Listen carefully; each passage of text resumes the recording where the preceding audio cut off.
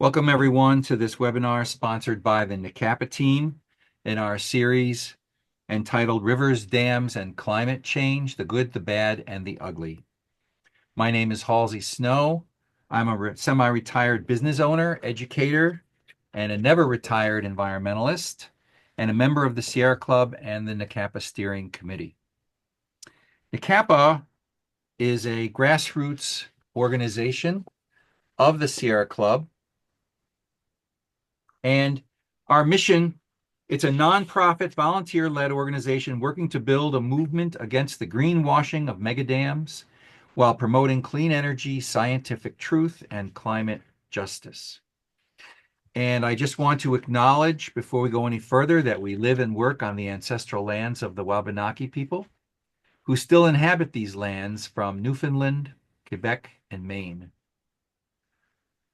So today, we're going to have a presentation by Cliff Krolick, who is also a member of the NECAPA Steering Committee. Cliff has a degree in clinical psychology from Ohio State University, an environmental education certificate from Tufts University in Boston. He was a mason and general contractor for 14 years. And for the last 30 years, he's been a manager and founder of Backcountry Excursions of Maine. He's been a member of the Sierra Club for 14 years and a member of NECAPA for 6 years. So with that, I'm going to turn it over to Cliff, and we will start with the slideshow. Okay, good to have everybody here.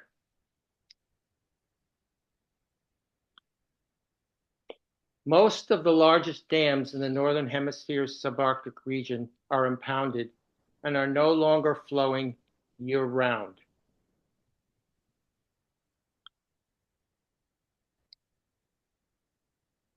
Damming of the Earth's major rivers has destroyed the natural water cycle, replacing it with a human-regulated cycle, which has led to serious unintended consequences for our water and atmospheric circulation systems.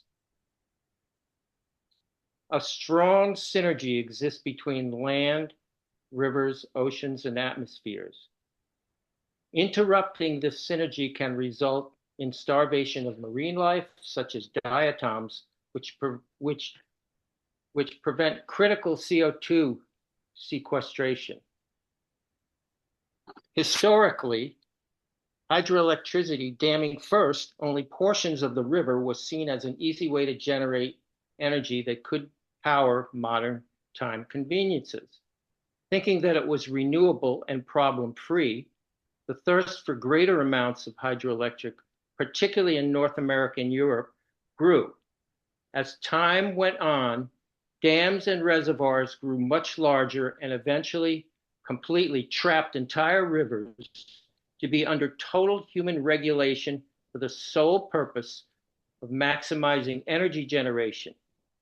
Keep in mind that throughout this time, little, if any, at all, environmental assessment of damming entire rivers was made.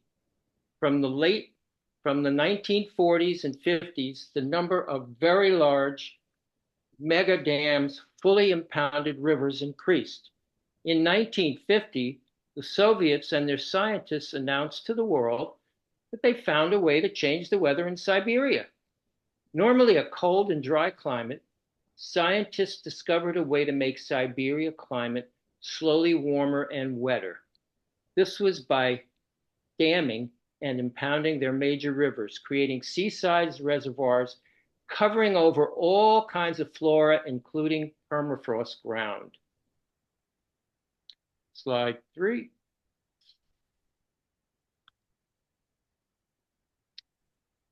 If you look up on the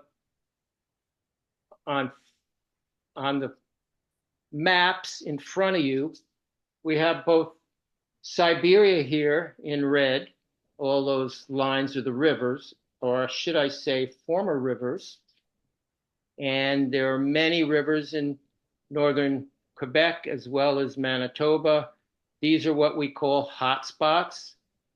And if you look at slide 4, these green spots across Canada are all large dams all through Canada. So the hotspots are really problematic for the Northern Hemisphere.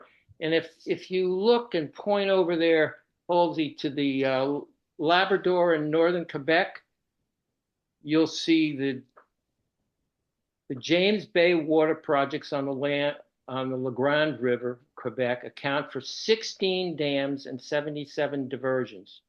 This is just 2 river systems. In Manitoba, to the west, the Nelson River large water diversion, part of the Hudson Bay water projects. Here. The largest water diversion, the Canipiascayo Reservoir for the La Grande River water projects, encompasses a 1,650 square mile reservoir, including parts of the St. Lawrence River watershed. There's also to the west BC hydro projects on the Peace River, Bridge River, Pen d'Oriel River, and these are all reservoir impounded rivers. Churchill Falls in Manitoba, the Nelson River area, encompasses 2,698 square miles of watershed. Now, if you look over to Siberia on that map, you'll notice that there are major watersheds on the Kola Peninsula, up on the far left there, and also the Kola Peninsula, those waters coming off of those dammed rivers go right into the Barents and Kara Seas. Further west, the ex-Volga River. To the east, impounded rivers are at large. There's a number of them, the Ob, the Yenisei, Vilyuy, Irtysh, and Angara. With many of the Siberian rivers, as is the case with the Canadian rivers, they're now just sea-sized impounded reservoirs. No longer do they serve as a vital distribution system of nutrients to marine life in the nearby ocean and North Atlantic and Pacific Oceans on both coasts. Slide 6. This is an example. The dam on the picture on the left is an example of one of the hydroelectric dams in Siberia. This is the Sanyo-Shushenskaya Dam in Siberia, standing 752 feet tall and encompassing 500 square mile reservoir. Now keep in mind that this river is no longer a river. These are examples of complete river damming with strict flow regulation and really crippling effects on the rivers. This holds true for all large dams in the subarctic. Waters, if you look at slide 7, this is a cross section right here. Waters leave the reservoir via the penstock tubes all winter long. Now the penstock is located below the freeze line in winter.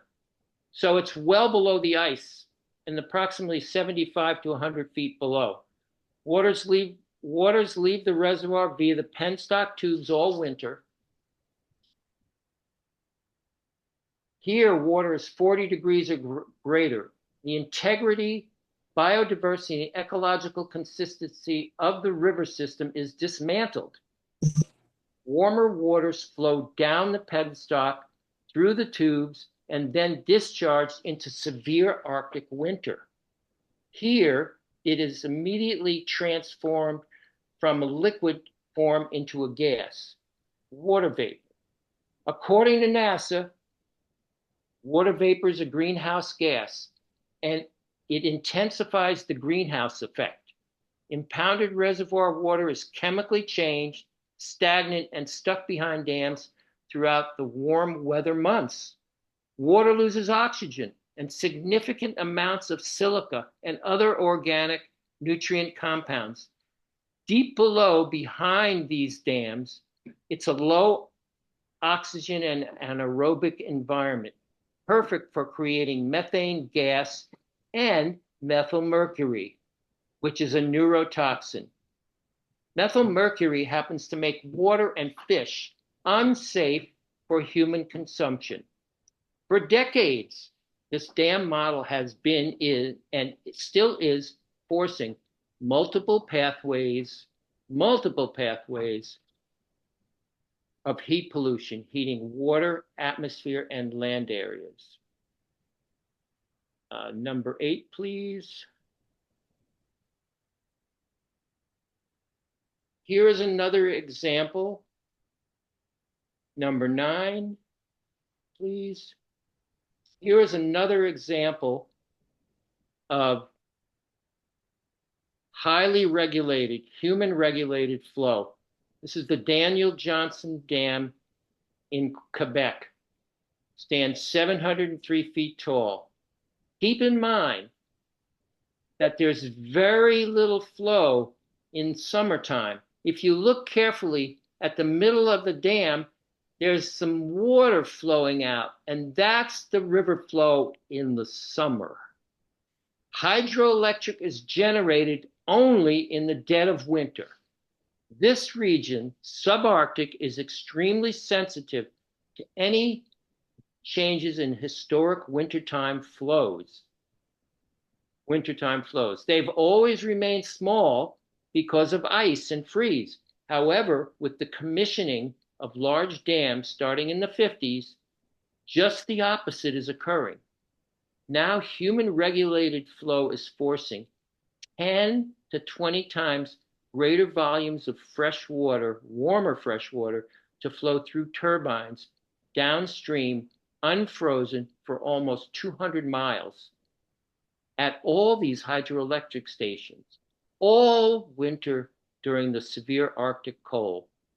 The forcing of heavy river flow in winter is completely the opposite to the yearly average flow. This is exactly the time and season when most marine life reduced their food consumption and hibernation. This is like watering your garden in the winter when the ground is frozen, and historically the subarctic rivers were frozen, not flowing. Keep in mind that forcing the water out in the dead of winter, any nutrients are barely going to be touched by marine life because they're in a state of semi-hibernation. In addition, Arctic sea ice along the continental shelves used to freeze every winter. However, with the large inundations of warm freshwater discharges, which have been going on for close to 70 years now, the temperature of the water has been increasing. This is preventing sea ice along the shelves from refreezing during winter, as it once did. In addition, this wintertime increase of fresh water has weakened the currents responsible for maintaining our climate. The larger volumes of water, fresh water in winter, interacts and leads to the layering of fresh and salt water. This has weakened the thermohaline and the Atlantic meridional overturning circulation, and now encourages warm water from the Gulf Stream to invade the northern waters in wintertime. Slide 10, please. Yep, slide 10. We have a picture here and a map of, we've got northern Canada, Quebec, and Greenland up there, if you look carefully. And to the right, we have Just a minute, Roger. city of Krasnoyarsk, Siberia, I'll on say the one. Yenisei River. Wintertime sea smoke on the Yenisei River, you notice it there? In the winter, sea smoke from a river that's supposed to be frozen is heated water vapor heading downstream from Krasnoyarsk hydroelectric station. This showing how the heated water vapor warms the region throughout the winter. Now, the predominant southwesterly winds are blowing massive amounts of water vapor from Quebec's La Grande River projects and the Western Nelson River projects directly.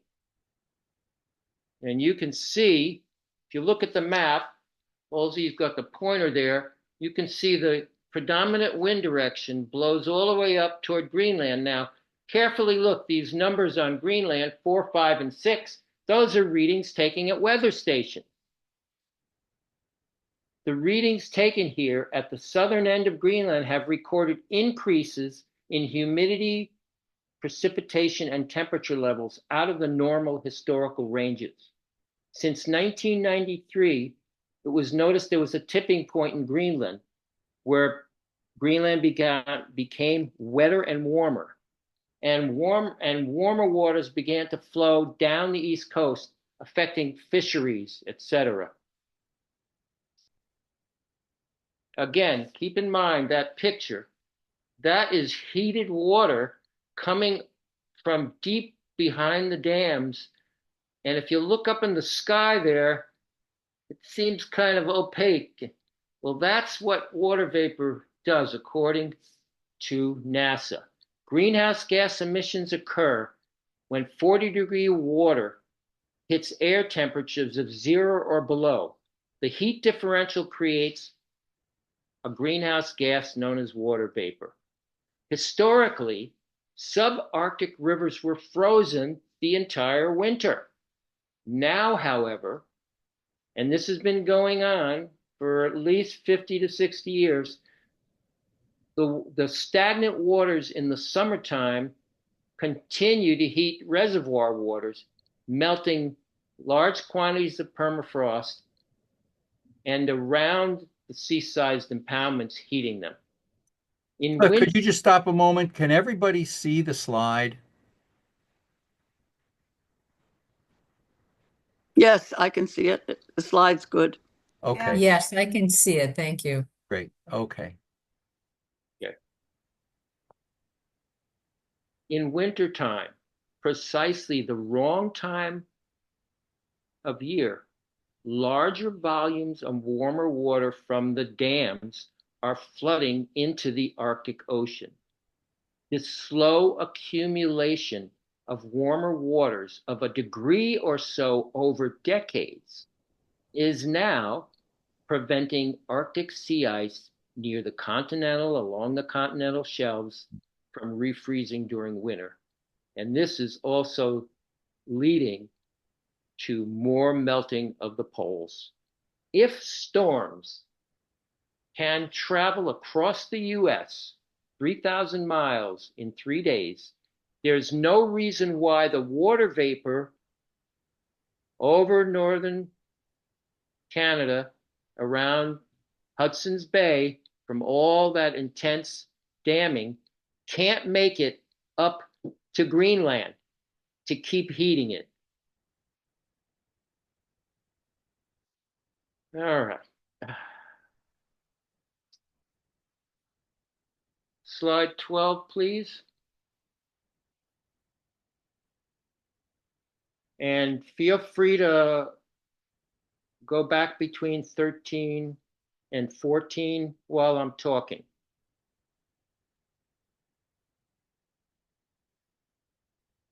Diatoms, a form of phytoplankton with silica shells, contribute 40% of marine productivity.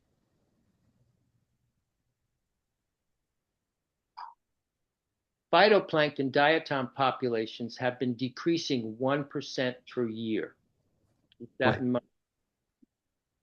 If you look at this cross-section of the ocean, we're seeing these sort of blobs. They like to drift on the surface. These are all diatoms, phytoplankton. Just a second.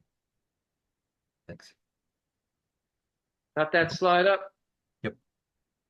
So diatoms, they're single cell organisms, and they like to kind of hang out in colonies together.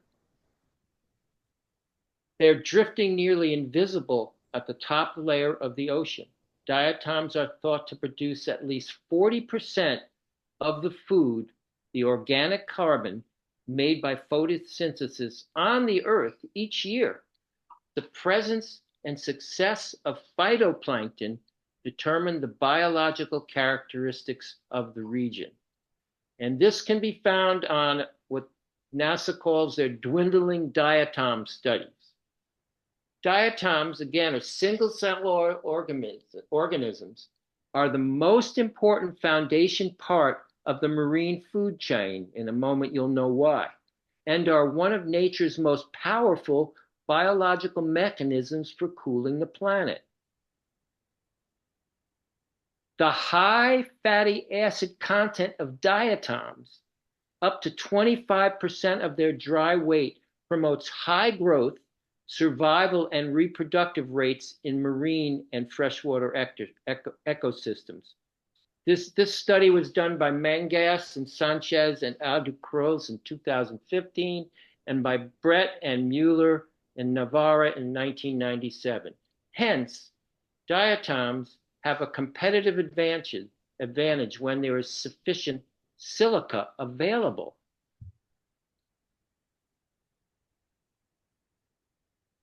Often misunderstood, but one of the greatest carbon fixating mechanisms, photosynthesizing CO2 into O2, even more than all the rainforests combined. They survive on sunlight and nutrient and silica-rich waters, and they need to do photosynthesis. Diatoms are responsible for about 20% of the oxygen we breathe. Diatoms should also be considered one of our planet's strongest immune systems, like the forests on our planet. They sequester CO2 on land, the forest. The diatoms, often referred to as forests of the ocean, do the same along the continental shelves of our oceans and along the shorelines in our lakes, bogs, and they've even been found to exist on water birds. Healthy populations of diatoms depend on nutrient and silica-rich waters and can fixate up to 25% of the world's CO2. But as NASA pointed out in study 11934, we are losing 1% of population of diatoms since 1998. We believe that dam-impounded rivers prevent the strong spring freshet energy and nutrient pulses that are essential for nutrients and silica to be upwelled from deeper waters to the shallow waters along the continental shelves, where diatom populations reside. The mineral calcium carbonate, the key building block of shells and skeletons of many marine organisms, depend on these nutrients. However, excesses of CO2 in the atmosphere ends up in the oceans, reacting with water to form carbonic acid. This acid lowers the availability of carbonate ions for calcium carbonate to form, decreasing the quantity of soluble calcium carbonate, preventing coral reefs and shellfish from building effective structures. This ongoing decrease of calcium carbonate in solution during the 21st century may be a greater change than possibly at any time in the last 300 million years.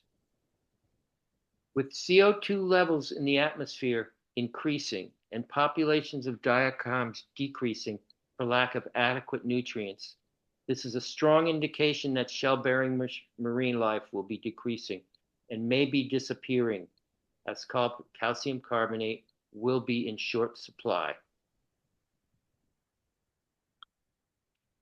And you have seen some beautiful pictures. That one file up there of the single cell diatom, which is magnified 400 times, that's what they look like up close. Okay.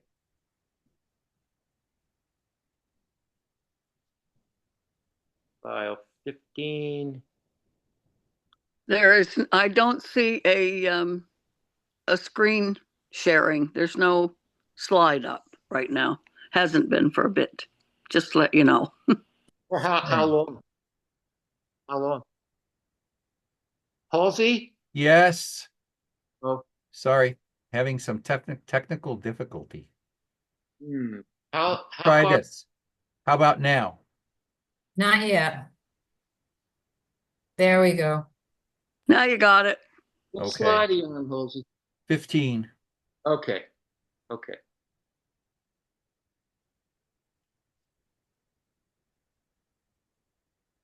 Our Earth is similar to a living being.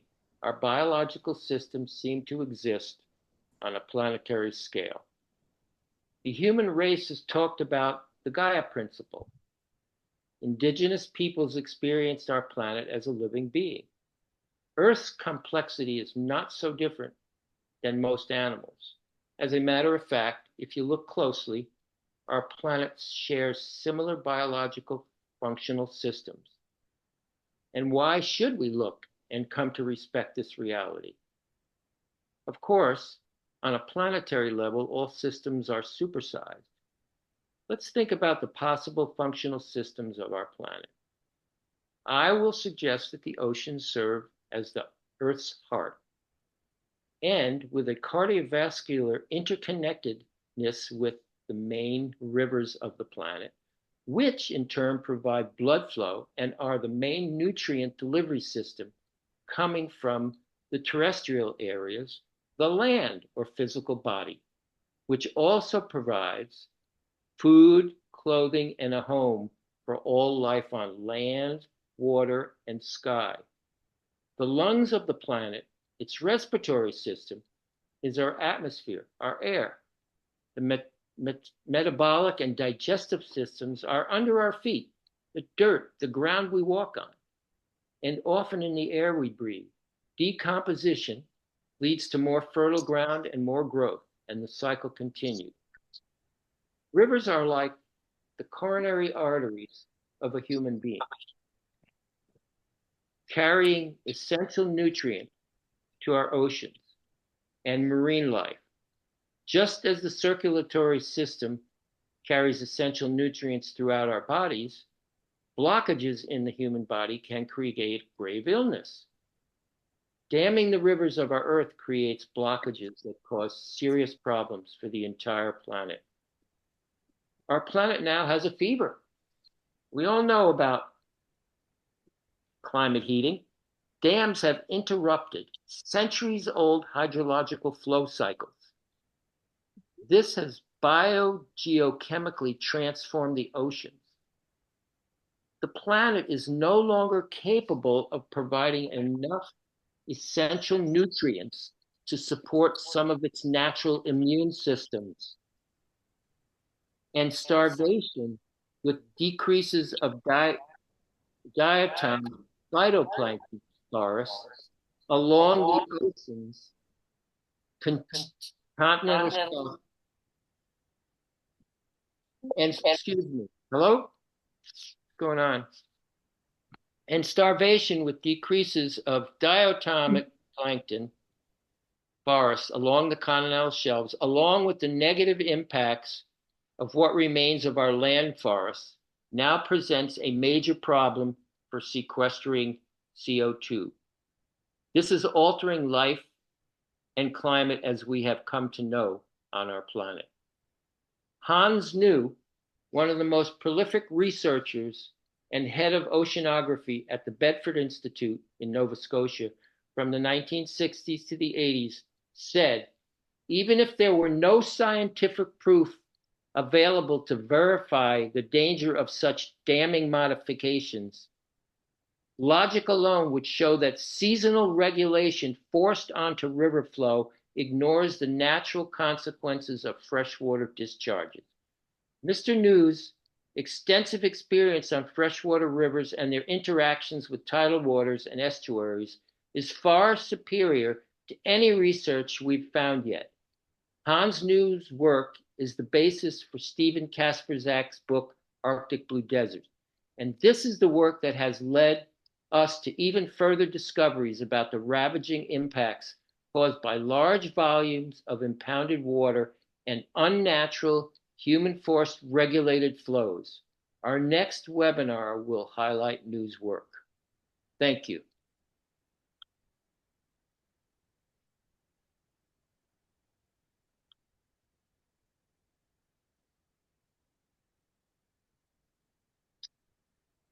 We are open for questions. We're open for questions Or comments. or comments. My apologies for the technical difficulties with the slideshow. It was not working out as I thought it would. So No, it's Elizabeth. I really appreciate this. You know, one of the sorrows of my life is what we've done to our rivers. Canada has some of the most majestic rivers in the world, and we have done it in full view of everyone, and not given a hoot. I'm not talking about me personally. I saw what had happened to my father in the Burns Lake area, where they it was a first dam on the piece, and everybody fought it against the world. There was princes from all over the world. They said, no, no, no, no, you can't do this, you can't. But the BC government did it. And now they have 3 dams on it. And the last one, there was so much controversy, but it went ahead. And it's basically supplying the United States with electricity or maybe a whole bunch of water. But that water is not going to be good water, like you just explained. And it makes total sense to me, because when I was a child, I saw the Bennett Dam. And when I saw that, I said, to me, it was like a horrible thing, because it was so unnatural, so massive, right? Like I was used to seeing fish in the lakes and in the rivers. I lived in northern BC when I was very, very small. And I had that in my mind. And when I saw it, and my dad had to hold me, I was so frightened, because it was completely unnatural. And people go to look at a dam, and all you're looking at is a dead body of water. That's all. There's nothing there of value except a bunch of water. And now we know it's not even healthy to drink. And I hate hearing about, because it just breaks my heart. I can't even integrate it into my life at all. We are such criminals in this country. We have not been woken up to that we need water, and everybody wants our water. But in the end of it, our water is going to be no good. And it's all a plan. It's all a plan. It's not a conspiracy. It's all been planned long before you and I even thought about it. It breaks my heart. That's all I can say. So I'm so good. thank you. Thank you, Roberta, for letting me know this, because, yeah. Okay, Roberta. Yeah, I just want to say, thanks, Elizabeth. I'm glad you got on. Thanks, Cliff. Wow. Yeah. Amazing. And my comment is to Elizabeth and anyone else that will listen, is that this is our job. It's our job to make sure people don't realize just the intricacies of diatoms and micro this and micro that, and then macro this and macro that. And we need, we're not the scientists here, but we read, and we need to get this message out to as many people as possible, because I guarantee you the powers that be will never. They know the Hydro-Quebec engineers and the BC hydro engineers, they all know this. They know. They've covered it up for many years, and it's up to us to get this message out. So as a member of NECAPA and the Council of Canadians, Elizabeth, I have so many hats. Sometimes I wonder how many times I can change hats in one day. But it's up to us. We have to get this message out, and this is the way to do it. This, just keep bringing people in, new people here, and 1 or 2 people there, and getting the message out that that this is, like Cliff said, and I love that last part, Cliff, about how the body of a human being is so like the body of Mother Earth, and how Mother Earth is crying out with pain, and the reference to it having a fever, I love that too. I think that's an excellent analogy, and I really appreciate that you brought that down. Thank you. Yeah. One thing So- we have to keep in mind that's important is that those rivers up there no longer exist. No. There's water there that's dammed and impounded year round. And the fact that they are continually to melt permafrost and heat that area is going to increase the amount of warmer fresh water going into the Arctic Ocean Mhm. on a yearly basis. I mean, this is very serious, as Roberta said, and as your friend said, I can't remember, Elizabeth. Yeah. This is criminal. It's just like the fossil fuel industry running wild, but at least they're noting it now. Everybody publicly is noting that we're not even seeing people note it yet about the dams. So they're just barely scratching the surface now. Mhm. That's why we're educating. Okay, Bill's got his hand up. Bill Weber. Yeah, can I bring the discussion back to Maine? Sure. So Maine has an energy plan, and that energy plan, going out into 2040 and 2050, places a lot of emphasis on offshore wind, as well. I'm assuming it still has a large component of hydro. Yeah. And one issue that I've brought up numerous times to the governor's energy office is that I think the plan has a major fault. And that fault is that it does not provide any contingency plan for any of these sources not coming through. For instance, offshore wind, Maine is not going to control that market. So we are definitely at the risk of the Europeans, of what goes on, of Donald Trump. And so what I've been pushing is the governor's energy office is they need to have a contingency plan and then do some risk management, which would feed into the contingency plan, that if something's like this happens, this is our backup. And who would think that a contingency that we should have is Canada shutting off electricity to the States? That is a mind-boggling contingency that I think the governor's energy office needs to look into. Exactly. And so I think that's something we're going to have Burgess on a coffee and climate call this Friday. You're I'm going to talking bring about that. Dan Burgess, the head of the governor's energy office? Yeah, Dan Burgess. Okay. He's going to be giving a presentation on the Maine climate plan to Portland Coffee and Climate. So if anybody wants to join that and say, hey, look, you've got a problem here, we could lose our hydro. The idea is that we need to build in capacity over and above these so-called clean energy. If offshore wind or hydro falls aside, there's going to be somebody there pushing nuclear. Yeah.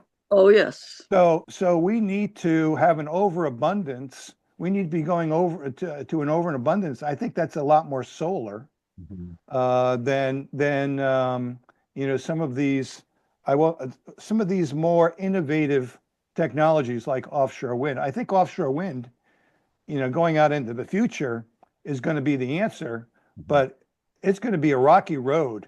And I'd hate to think that if it fails, we're going to lose a lot of credibility.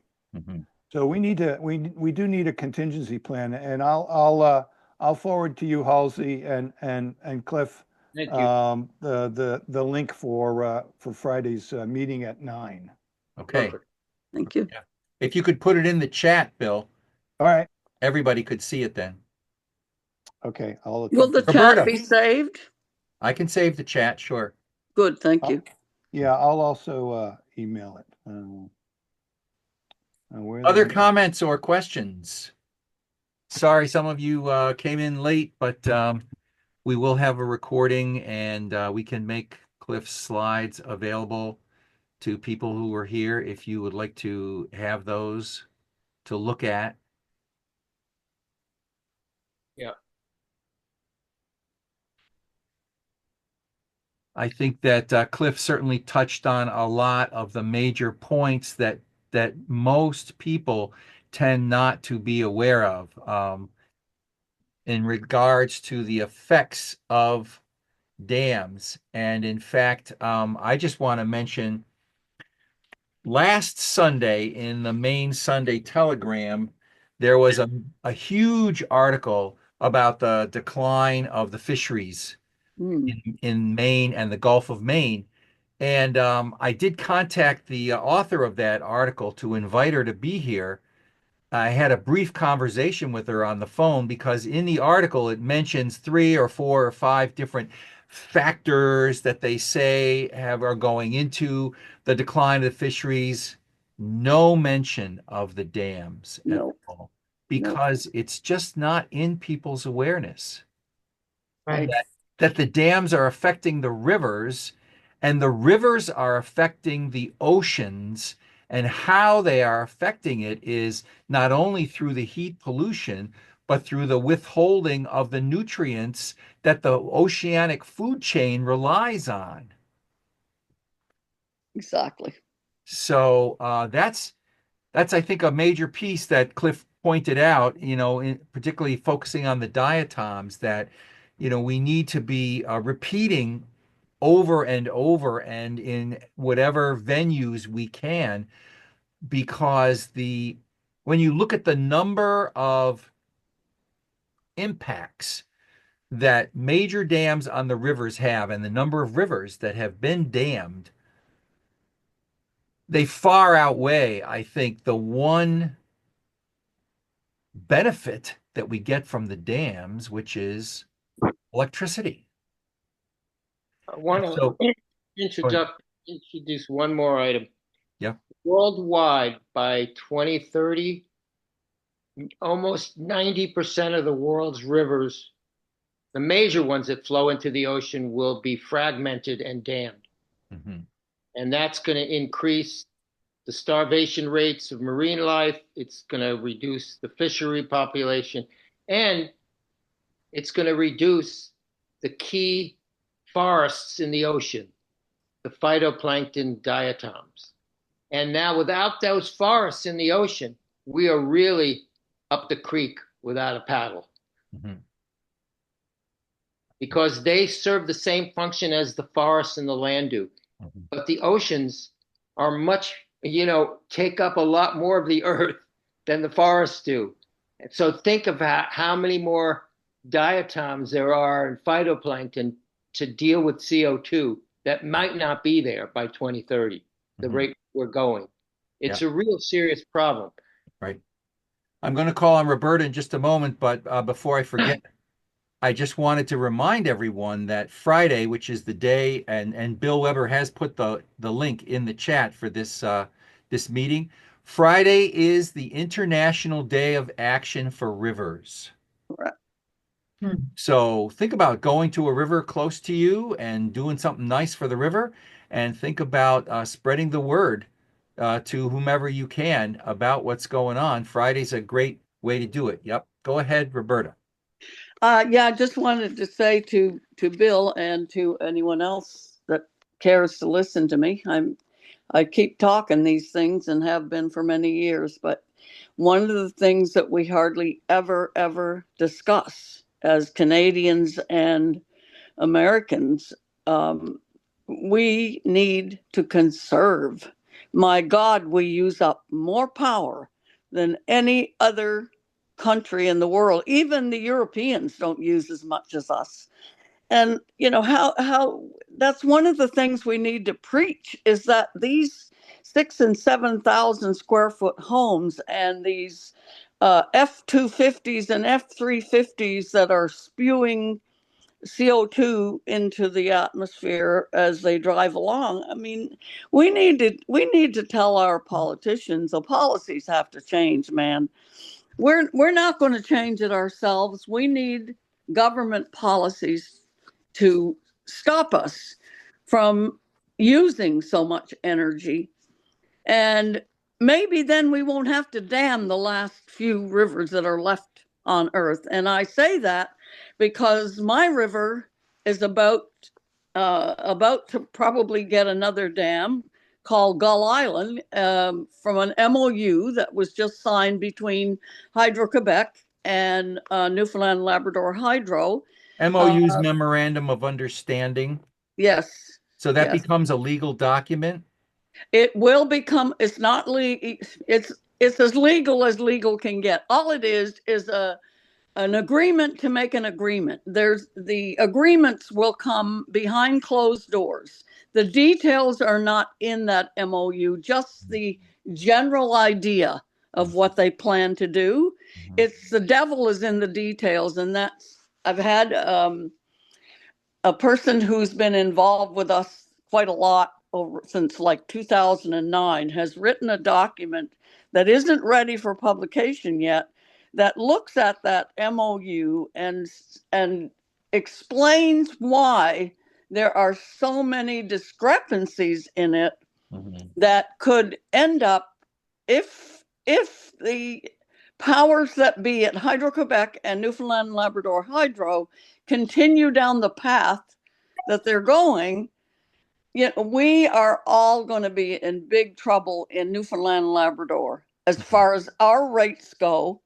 And this power, an extra 3,000 megawatts or some such, is all being built to send power to the United States. Yeah. You didn't see Hydro-Quebec jump on the bandwagon and say, oh, we'll put a 25% tariff on our power, or we'll shut off the New York and Massachusetts. No way, because they're too greedy. That's not going to happen. And you saw that Doug Ford backed up. He backed up so fast, I'm sure he ran into himself because they don't want to lose that money. But in the same vein, we can't lose another part of the river. We can't use another part of the river. Yeah.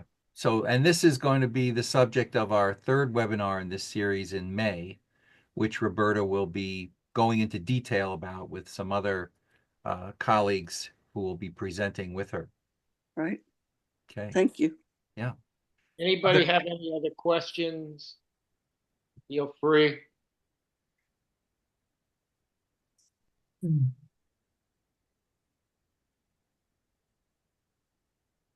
Okay. Right.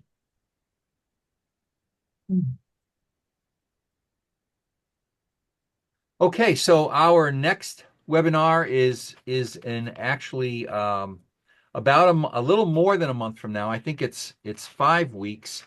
It's going to be April 23rd, and our colleague Roger Wheeler, who is the president of Friends of Sebago, will be giving us a background and summary of the work of Hans Noy, who is the oceanographer that Cliff referred to that worked at the Bedford Institute in Nova Scotia, and how his work was like the sounding bell for what would come about from the mega dams that were being built in Canada.